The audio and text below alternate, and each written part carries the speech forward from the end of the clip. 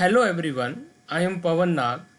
I have an experience of 15 years in IT industry, out of which 3 to 4 years in cloud computing. Uh, I have trained more than 2000 trainees so far. Now I will explain cloud computing. After that, I will discuss about Microsoft Azure training and certification. This training will be in Hindi and English both. So let's start. So first, what is cloud computing? So cloud computing means before cloud computing, I will explain the on-premises physical network. So in our on-premises network, we required servers. Server can be web server, server can be mail server, server can be SQL server, whatever the requirement of organization. Suppose I am taking the example of a web server. This is my web server, and this web server provides the services, and these are the client using the services of this server. If this server get crashed, ये हमारा server down हो जाता तो then what will happen? This client will not get any resource from this server. Then for fault tolerance or for high availability, we require one more server. If this server get down, then second will provide the services. So for fault tolerance and high availability and for load balancer, for load balancing, we require more and more servers. So this collection of servers and other network component is known as data center. This is known as data center. This is data center. So to maintain this data center, this data center, what we required? We required uninterrupted power supply, we required infrastructure, we required manpower, we required physical security. So we can say that the running cost of this physical data center is quite expensive. So before cloud computing and after this physical data center, there is one more technology, that is virtualization. So what is virtualization? Virtualization, see, with the help of virtualization, we can run multiple operating systems simultaneously on a single physical machine. Yeah, you can see this is my laptop, and in this laptop I am running here VMware workstation, and with the help of this VMware workstation I am running multiple operating system 1 2 3 4 5. So this is virtualization. So with the help of virtualization we can run multiple operating system. So what are the advantages, benefits of this virtualization? So see, with the help of virtualization, there was no concept of virtualization. Then we required three. See, take this example. If we are running three operating system, to run three physical, this virtualized operating system, we required more three physical machines. We required three more physical machine. So three physical machine will be expensive. After that I will install the operating system, and after that whatever the application I required, I will configure, install that application. So that will take time. The three physical machine consume more energy. So what are the benefit? It save up, virtualization save our energy, virtualization save our time, virtualization save manpower, even virtualization save our energy. This is virtualization. After that, cloud computing. What is cloud computing? So cloud computing means, see, हमने देखो इस तरह का एक virtualise environment create कर दिया. इसमें बहुत सारी देखो, जैसे बीएम की हमने जो है वर्चुअल मशीन की इमेजेस क्रिएट कर दी. इमेजेस वो किसी भी की हो सकती है, लाइनेक्स की हो सकती है, आपकी विंडोज़ की हो सकती है, कोई भी हो सकती है, आपकी लाइनेक्स हो सकती है, विंडोज़ की हो सकती है, कोई भी डिफरेंट सर्वर्स भी हो सकते हैं, या वेब ऐप भी हो सकती है. All these are known as virtualize computing resources. और इन रिसोर्सेज को हम with the help of internet से कहीं भी एक्सेस कर सकते हैं. We can access all resources anywhere in the world with the help of internet. So this is cloud computing. So cloud computing, it is collection of virtualized computing resources, and we can access these resources anywhere in the world with the help of cloud computing. So इसके बाद देखो what are the benefit of cloud computing. Cloud computing के क्या benefits हैं हमारे. Suppose हमें web server चाहिए तो पहले तो हम क्या करेंगे, या तो वर्चुअल सर्वर खरीदेंगे, उसके बाद वर्चुअलाइजेशन के थ्रू हम सर्वर क्रिएट करेंगे, या फिर हम फिजिकल सर्वर परचेज करेंगे, उसमें ऑपरेटिंग सिस्टम इंस्टॉल करेंगे. विंडोज़ है तो आईएस करेंगे, लाइनक्स है तो अपाचे करेंगे, उसके बाद उसका बैकअप सर्वर कॉन्फ़िगर करेंगे. तो इट विल टेक टाइम, और बाद में देखो हमें कोई इसका यूज नहीं है तो हमारे फिजिकल सर्वर जो है रिटर्न नहीं होंगे. लेकिन क्लाउड से हम क्या कर सकते हैं, डायरेक्टली कोई भी सर्वर जो वी कैन एक्सेस, कोई भी सर्वर हम एक्सेस कर सकते हैं, और उस सर्वर्स को हम as per the requirement use कर अपनी एप्लीकेशन यूज़ कर सकते हैं. अब इसमें देखो बैकअप और इसकी जो मेंटेनेंस, ये किसकी रिस्पॉन्सिबिलिटी है, क्लाउड की रिस्पॉन्सिबिलिटी है. तो अब देखो सपोज कि मुझे एक सर्वर नहीं 2 सर्वर चाहिए, 3 सर्वर चाहिए, तो वी कैन इंक्रीज. अब आफ्टर दैट दे सोच के मान लो क्या सपोज कि we don't require 2 server, then we can terminate this server. So after 2 server, after that I will pay only for single server. So this is cloud benefits of these are the benefits of cloud computing. We can use resources as per our requirement. So this is cloud computing. So cloud computing, we can say that what is cloud computing. So cloud computing, just 1 minute,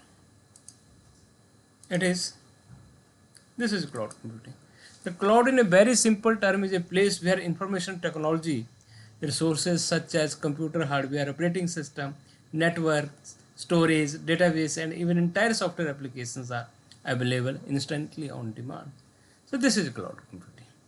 अब देखो इसके बाद मैं आपको explain कर रहा हूँ कि क्लाउड कंप्यूटिंग की ही बात करें तो क्लाउड कंप्यूटिंग में बहुत सारे वेंडर्स हैं जो कि हमें क्लाउड कंप्यूटिंग की सर्विसेज प्रोवाइड कर रहे हैं. हमने नाम भी सुने हुए हैं.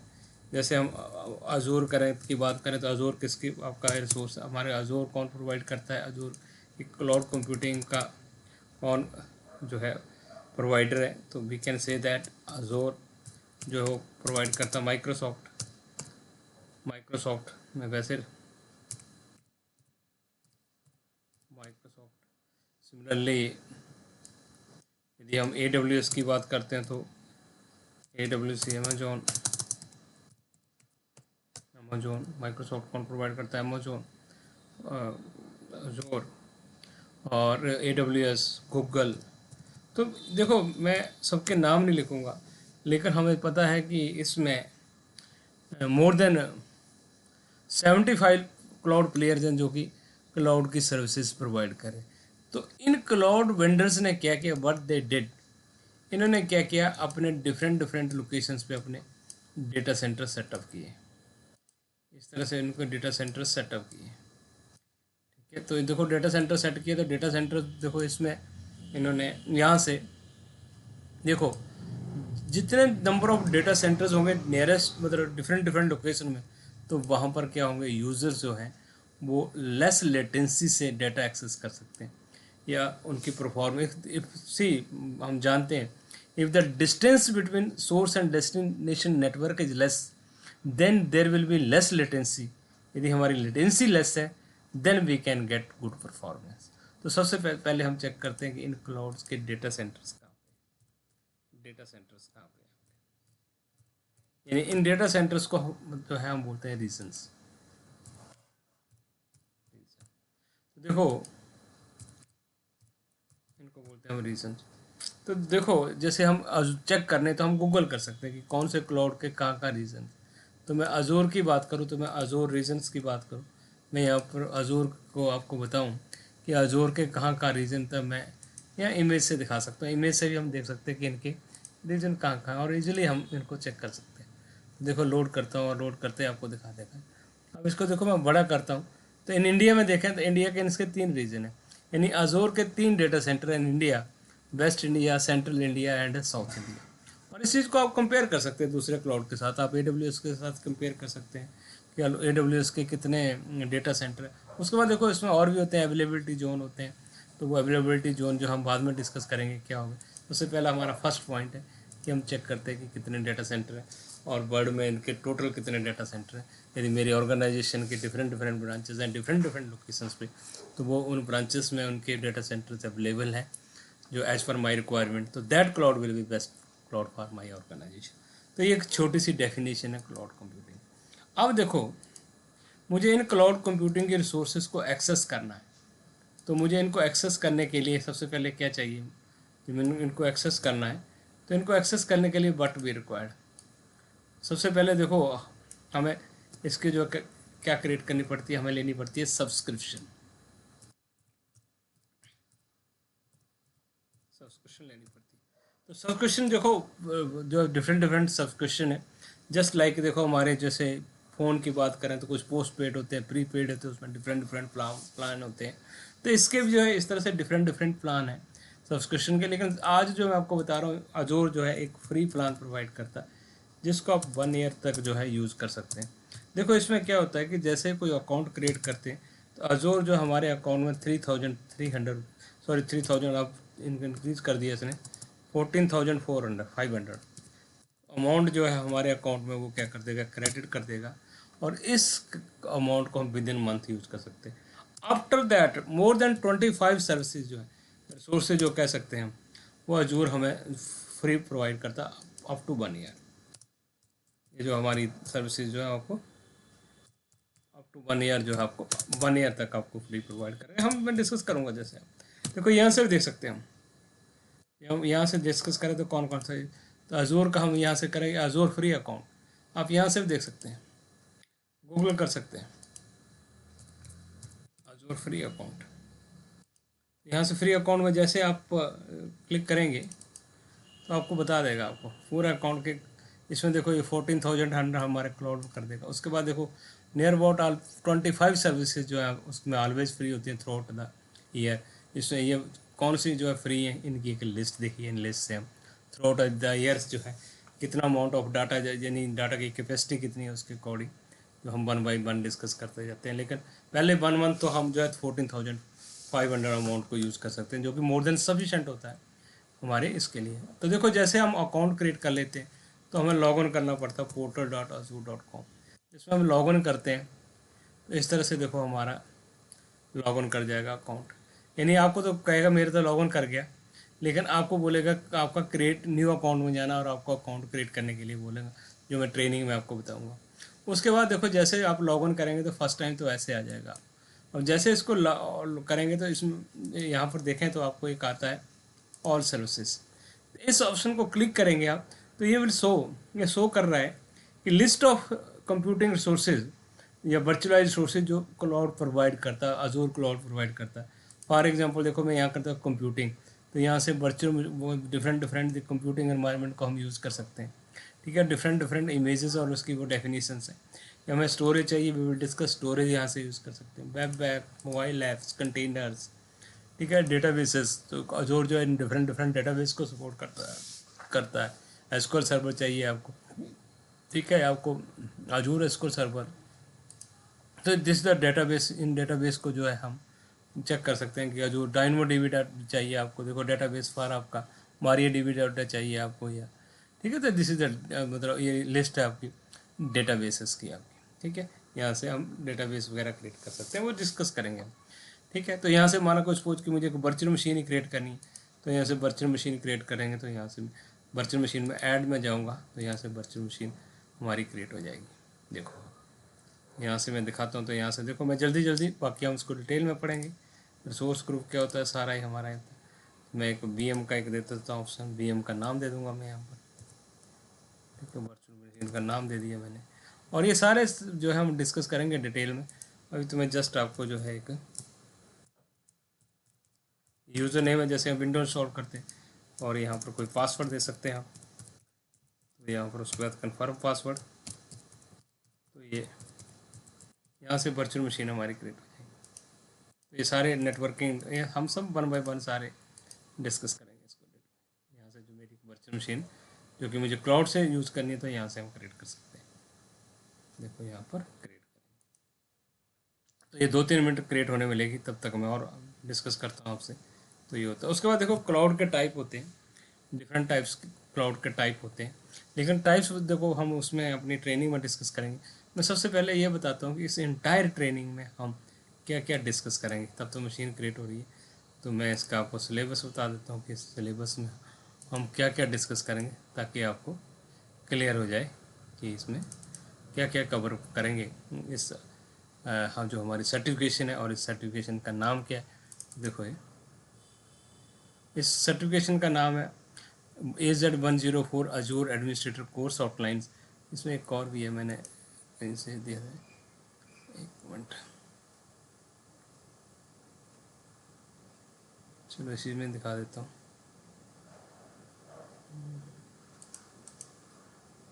तो नहीं, ये है। तो इसमें देखो सबसे पहले जो हम इस माइक्रोसॉफ्ट अजूर एडमिनिस्ट्रेटर जो सर्टिफिकेशन है, इसमें क्या क्या कवर करेंगे। सबसे पहले तो देखो डिस्कस करेंगे इंट्रोडक्शन टू अजूर, अजूर क्या है, क्लाउड कंप्यूटिंग क्या है, तो ये सारा डिस्कस करेंगे। उसके बाद देखो कि मैनेजिंग माइक्रो, इसको कैसे मैनेज करते हैं डिस्कस करेंगे। इसको GUI से कैसे एक्सेस करते हैं, और हम कमांड लाइन से कैसे एक्सेस करते हैं, सारे करते हैं। एडमिनिस्ट्रेटर्स जो राइट्स होते हैं वो क्या होते हैं, वो सारा का सारा इसके अंदर डिस्कस करेंगे। उसके बाद देखो क्या होता है नेटवर्किंग, मोस्ट इंपॉर्टेंट जो है नेटवर्किंग में जैसे हमारे ओन प्रोमाइसिस के ऊपर नेटवर्किंग होती है, तो उस ओन प्रोमाइसिस की तरह ही हम क्लाउड पे जो है, देखो सपोज ये मेरा क्लाउड है, इस क्लाउड के ऊपर जो है हमारे अपनी ओन प्रोमाइसिस की हम किस तरह से नेटवर्किंग क्रिएट कर पाते हैं, क्योंकि उसकी जो रिसोर्सेज है वो मेरे लिए एक्सेसिबल रहें और किसी के लिए ना रहें। तो वो किस तरह से हम अपना आइसोलेटेड नेटवर्क क्रिएट करते हैं, और ये आपस में जो इनकी कनेक्टिविटी होनी चाहिए, जो आपके जितने भी हैं और मशीन्स हैं, लेकिन इनको दूसरे माना कोई और नेटवर्क है, तो एक नेटवर्क दूसरे नेटवर्क से वो एक्सेस ना हो पाए। तो how we can create isolated network in Azure cloud, ये हम सारा का सारा डिस्कस करेंगे प्रैक्टिकली और थ्योरेटिकली। और देखो डिफरेंट डिफरेंट ब्रांचेज होती हैं, डिफरेंट डिफरेंट ब्रांचेज में इस तरह से हमारे क्या होंगे, नेट होंगे। इन नेट के बीच में कनेक्टिविटी कैसे होगी। यह हो सकता है कि आपका सेम रीजन में एक ही हो, तो वहाँ पर डिफरेंट नेटवर्क के बीच में कनेक्टिविटी कैसे होती है, यदि रिक्वायरमेंट है तो वो डिस्कस करें। इस पूरे नेटवर्क को ओन प्रोमाइसेस से हम कैसे एक्सेस करेंगे, वो हम डिस्कस करेंगे। सपोज एक मेरा लैपटॉप है, उस लैपटॉप पे मुझे एक्सेस करना है, या डेस्कटॉप पे एक्सेस करना, तो हाउ वी कैन एक्सेस, वो सारा डिस्कस करेंगे इसके अंदर। ठीक है, तो ये नेटवर्क। उसके बाद देखो क्या होता है लोड बैलेंसर। लोड बैलेंसर बहुत ही इंपॉर्टेंट चीज़ है। सपोज एक मेरा वेब सर्वर, और ये सारे के सारे थेरेटिकल और प्रैक्टिकली डिस्कस करेंगे। और इसके अंदर बहुत ज़्यादा लोड जो है, डे नंबर ऑफ देखो नंबर ऑफ पीपल जो है इसको डे बाई डे एक्सेस कर रहे हैं और इंक्रीज़ करते जा रहे हैं, तो इसका लोड क्या हो जाता है, मतलब एक दिन बहुत ज़्यादा लोड वर्कलोड हो जाता है, तो इसकी परफॉर्मेंस रिड्यूस हो जाती है। तो हम किस तरह से देखो एक एप्लीकेशन को दो इसमें जो है रन कर सकते हैं, और यहाँ से क्वेरी जो है लोड बैलेंसर के थ्रू जाएगी, पहले क्वेरी यहाँ आएगी, फिर यहाँ से चेक करेगी कि कौन फ्री है, उसके अकॉर्डिंग टू क्वेरी जो है जो फ्री होगा उसके पास फॉरवर्ड कर देगी। तो उसके लिए हम प्रायोरिटी वगैरह डिस्कस करते हैं, उसको बोलते हैं लोड बैलेंसर। लोड बैलेंसर के बाद होता है ऑटो स्केलिंग। देखो बार बार मैनुअली ऐड नहीं करना। इफ द हम एक लिमिट सेट कर देते हैं कि सपोज की जो यूटिलाइजेशन टोटल जो average utilization of 2 virtual machine is more than 75%, CPU की रख दी, रैम की रख दी, नेटवर्क की, देन इट जो है जो एक ऑटोमेटिकली मशीन जो है वो ऐड कर ले। जब तीनों को एवरेज में जो है यूटिलाइजेशन लेस देन, एक हम कस्टमाइज जो है वैल्यू सेट कर देते हैं, लेस देन 25% है, तो एक मशीन जो है ऑटोमेटिकली जो है वो रिमूव कर दे, तो ऑटो स्केलिंग वाला।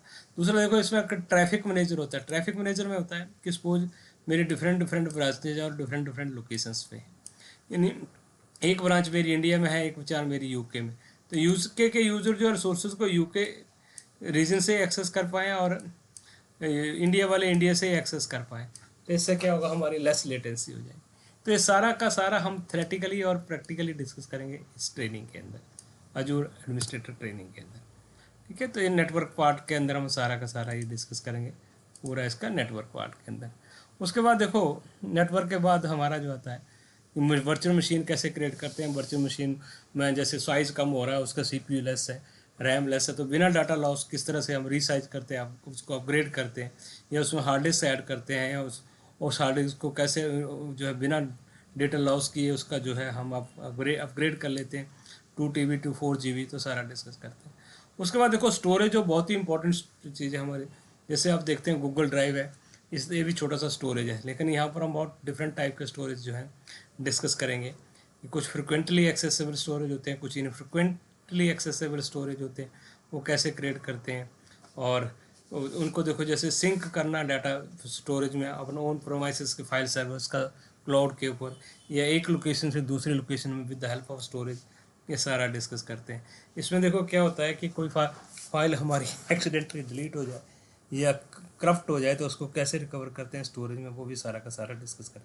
उसके बाद देखो क्या होता है कि बैकअप कैसे लेते हैं और उसको हम रिस्टोर कैसे करते हैं, ये सारा का सारा डिस्कस करते हैं। उसमें देखो डीएनएस जो है बहुत ही इंपॉर्टेंट टॉपिक है, हम डीएनएस पे डिस्कस करेंगे। हम कैसे डीएनएस कॉन्फ़िगर कर सकते हैं, कैसे मतलब जो है थर्ड पार्टी पे डीएनएस रजिस्टर कर सकते हैं, जो हम प्रैक्टिकली करके देखेंगे। नेटवर्क सिक्योरिटी ग्रुप लगाते हैं कि किस तरह से जो है who can access the resources, who can not access the resources.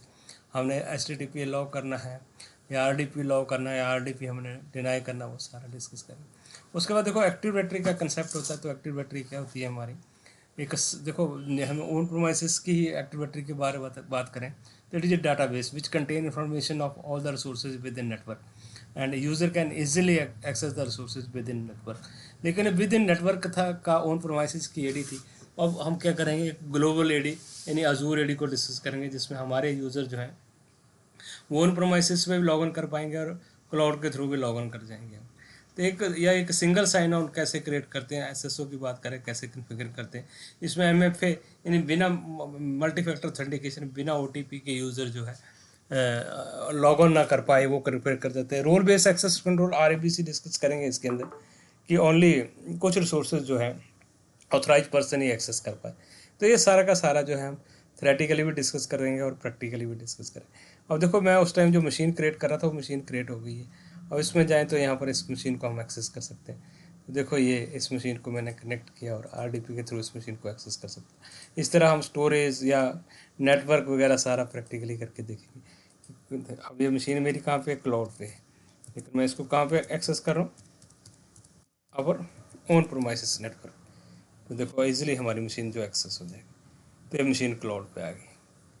तो ये है हमारा एक introduction what is cloud computing and what we will cover in Azure Administrator, Microsoft Azure Administrator AZ104 certification. इससे देखो ये जो सर्टिफिकेशन है आपको जॉब में भी हेल्प करेगा एज वेल एज सर्टिफिकेशन में भी हेल्प करेगा। और बाकी आपकी कोई भी क्वेरी होगी, ठीक है, उसके लिए मतलब मोस्ट वेलकम। आप जब मर्जी जो है अपनी क्वेरी को सॉल्व करो। मतलब आपको जो रिस्पॉन्स आपका है, जो क्वेरी का रिस्पॉन्स मिलता है आपका इमीडिएट जो है आपकी क्वेरी का सलूशन प्रोवाइड किया जाएगा। तो ये है, थैंक यू फॉर ज्वाइनिंग।